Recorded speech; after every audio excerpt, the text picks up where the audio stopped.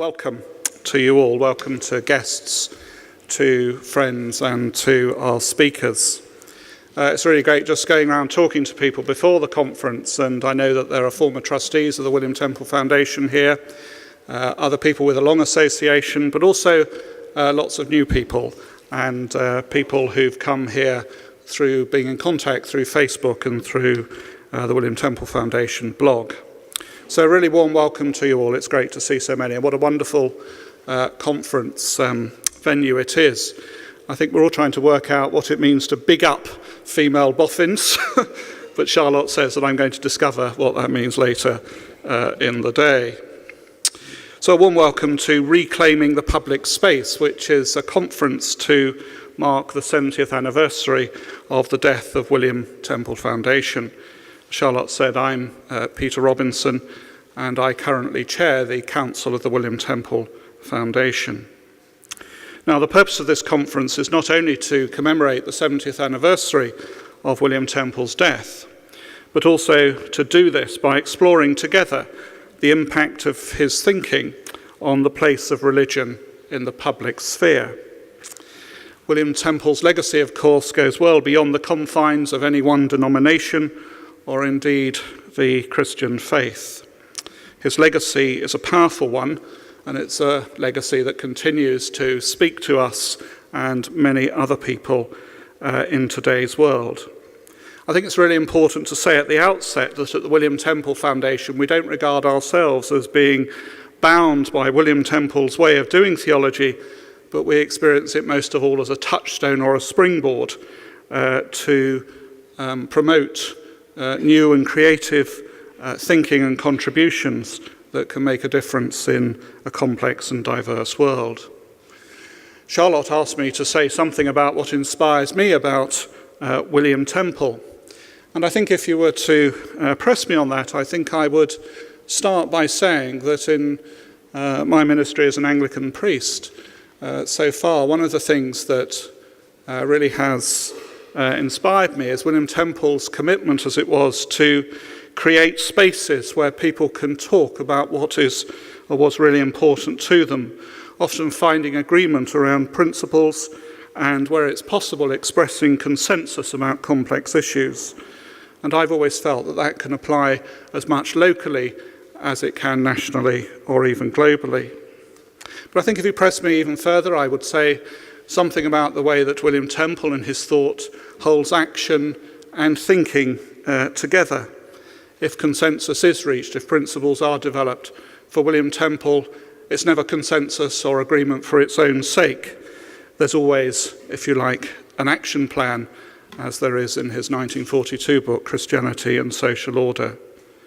And then I think if you press me a little bit further, I would say, well, it's the breadth of William Temple's vision, his deep affirmation of our humanity, the dignity of each and every human being, the embeddedness of each human being in relationships, whether it's in family units or in human associations, and then the importance of service, the call to respond to other human beings through active love.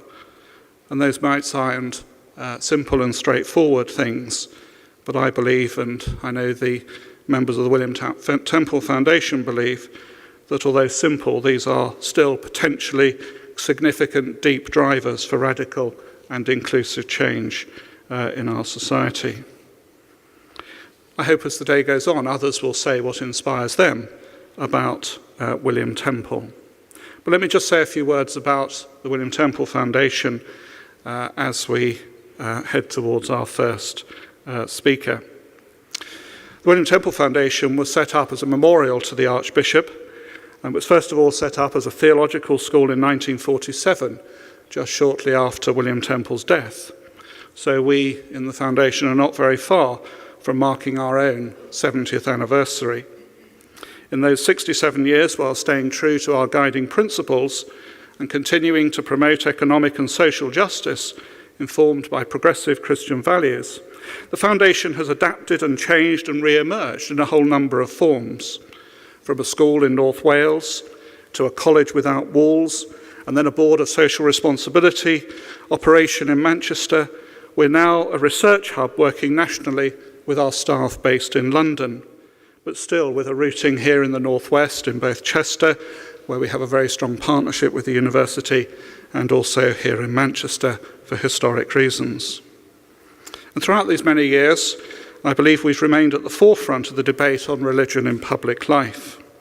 From our contribution to the seminal Faith in the City report, written in the turbulent political landscape of the mid-1980s, to our more recent Leverhulme-funded research, which pioneered a response to the emerging role of faith-based organisations in civil society, we have a significant history which must inform our future approach.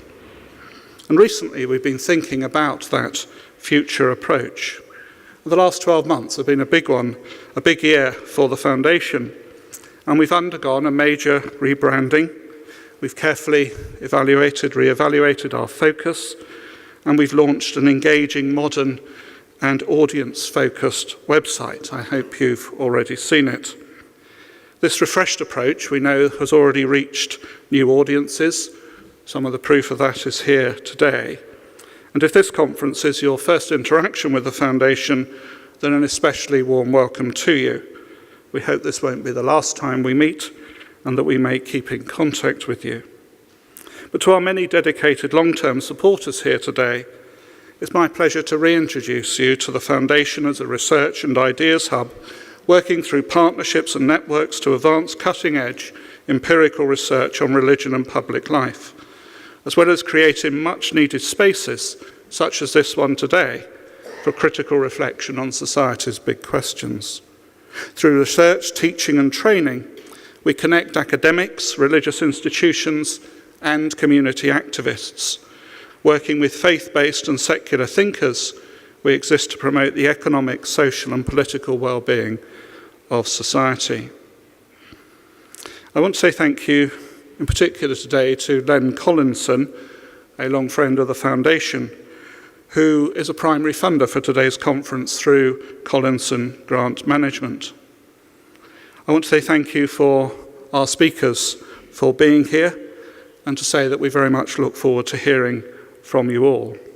Because today we're going to hear from some of the United Kingdom's most prominent, engaging and insightful thinkers on the role of religion in public life.